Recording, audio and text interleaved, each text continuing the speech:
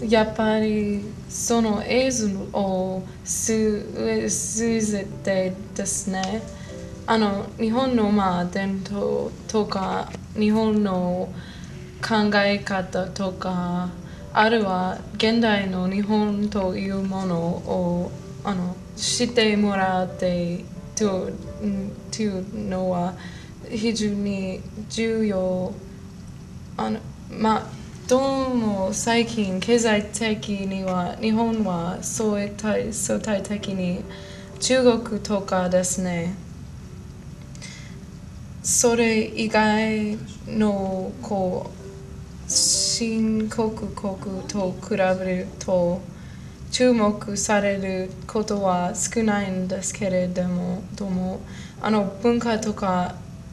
いろいろな面でまだまだ日本には活力が残っているしですね。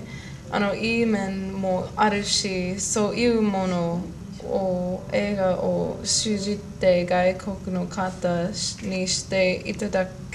上で、今回の2つの映画の受賞っていうのは大変意味があると思います。